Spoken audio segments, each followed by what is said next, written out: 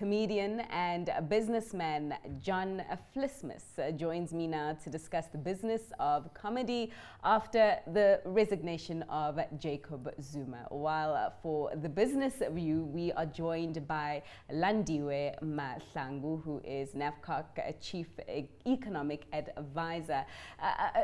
Can I begin with you? Are you afraid that you'll be out of a job now? Well, we are rushing to court. We're going to sue the state, and we're suing Jacob Zuma and the Guptas, all of them, for getting rid of Jacob Zuma. They all contributed to his downfall. What about us? You know, there's so much unemployment already, and now hundreds of basically idiots are going to be loose on the streets with nothing to talk about.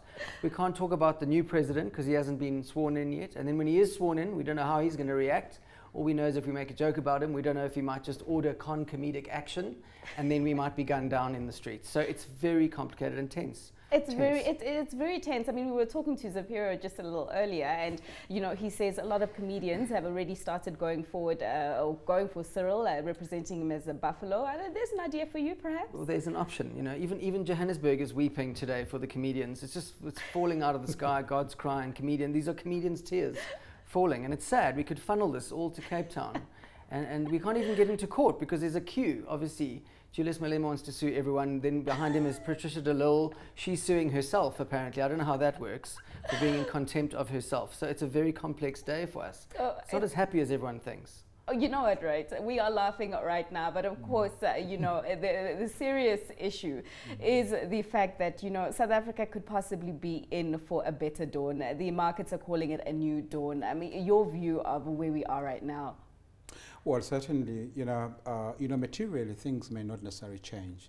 But I think, you know, economy is also about perceptions, and I would imagine that possibly maybe with a change of leadership, all these extraneous factors that are related to personalities maybe would be removed, and maybe we could start really focusing really on the real issues, you know, rather than personalities. We throw that around a lot, so the real issues, issues. I mean, what are the real issues that we need to focus on first? Well, the real issues, obviously, you know, for the country on the macroeconomy is that we need to get the country growing. I mean, there need to be some kind of a very serious effort, you know, towards recovery. But on top of that, we need to actually ensure that while we're doing that, we actually at the same time addressing the very challenges that all of us know about, namely joblessness and to some extent, you know, some kind of, you know, the low consumer and business confidence. So those are the issues that would would be paramount. And I would imagine is that the new leadership, you know, under Cyril Ramaphosa, hopefully, would actually be seized with those issues. No, for sure. I mean, I could possibly give you an idea for some comic relief right now. We're seeing the markets ridiculously happy. I mean, 5% increase in the banks. You can imagine how the investors and traders are doing that. I mean, how would you depict that in a picture? Well, I mean, this is the usual South African thing, is if we get an idea that things are better, we all immediately, everything improves. But nothing has actually changed. As I'm sure you know, as an economist, these are real graphs, not these like daily Bitcoin nonsense. And Eskom is still in trouble. SAA, we don't know what's going to happen. All these big things are important. But what is exciting is I can't wait for the 3 o'clock surprise launch on DSTV of a new program. It's called The Amazing Race, and it starts at Lanseria Airport, and it stars Duduzane and a guy called Atul, and they are on this mad dash. And just behind them is Team 2. They called the Hawks. And it's a very exciting new reality program that I hope will go on for several seasons. Oh, wow. Ending in India, which will be quite exciting. So you've actually got inside information on where Duduzane and Atul are? I have, and I'll be selling that information in Sandton on the corner. No, I don't know where they are. I have no idea. But there should be some more excitement before I think the day comes to an end. No, for sure. I mean, you know, as business, we've been getting a lot of reaction from business about how they're feeling, you know, about the change that is currently at play. And the main thing that keeps on coming across is that, you know, the road ahead is still very tough. Very, very tough. Yes, it is. It is. Certainly, you know, you must remember that beside our own domestic issues here at actual home, they actually, even internationally, we still, you know, there's still a bigger problem in terms as to, you know, the whole economy is just not doing well globally. So we still have got to contend, with those factors. South Africa may be a small economy, but it is actually quite a significant, global player, particularly on the emerging market. So we still need to contend with those challenges. And certainly here at home, like any other boards, we actually must compete to get some kind of inward, investment, as would other countries be. So it is going to really need quite an imagination, I think, on the part of the new leadership. Our economic challenges are very huge. Like I said, is the only thing probably that has happened now is that maybe because you have had factors of sentiments, maybe with the departure of the current leadership under Jacob Zuma, that has been removed. But the reality is still facing us. We really need to get people working. We really need to have factories, manufacturing. We really need to ensure that the kind of poverty that we actually experience is reduced. So that is what is facing us now.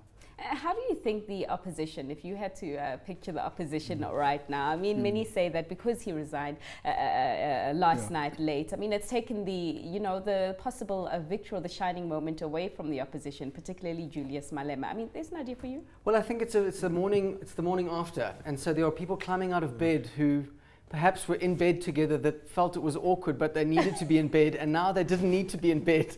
So they're all doing a walk of shame away from this one sort of mixed bed. It's going to be very interesting, and I agree. I think jobs have to be created. I think there's a lot of opportunities. The EFF, Julius Malema, there's a great opportunity for him to manufacture cabinets and export them. That's progress. He got a G for woodwork. Now he's making cabinets. I mean, that's a huge upskill that he's done. He has upskilled himself. Hey, don't take away. I'm so impressed. Everyone in the EFF's getting doctorates and master's degrees.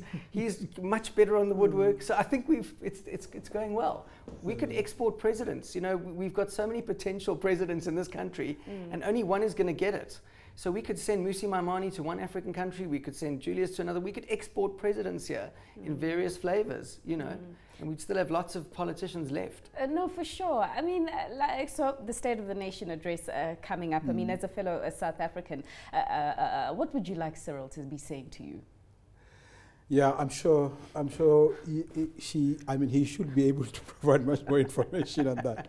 But really, I think firstly, I think Cyril has got a task of, number one, actually ensuring that whatever he started, the message of hope, the message of renewal, he somewhat find, if he can find that tone to actually, the State of the Nation must really hit that that tone.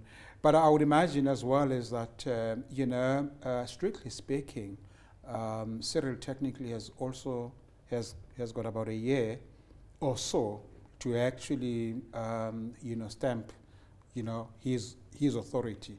The only problem obviously is that within that year it's technically an election year, so he may have a difficulty to convince people whether he's saying this because he really believes in it, or he's saying this because there's an election, that is coming. So I think he may have to actually have to traverse those kind of perception. But I think for so on, people would like to see the change, and hopefully maybe your friends this time around they'll listen to. May not. They may not heckle him. This is, I think, the problem is we're going to get the next iteration, right? So we used to heckle Jacob Zuma. It's just going to become heckling Mr. Ramaphosa. And I'm very grateful that the EFF have stated that they want to dissolve Parliament, and so did the DA, both of them blindly ignorant. There's no water in Cape Town. You can't dissolve anything. You can't even dissolve water. So how are you going to dissolve a whole Parliament? There are water restrictions. So that's going to be difficult. But it'll be interesting to see if Mr. Ramaphosa stands up to kind of say, well, this is how we're going to fix stuff. And then he gets heckled because people don't recognize him as a president. And we haven't had a functioning parliament for a very long time. Not in the debates, because it falls apart.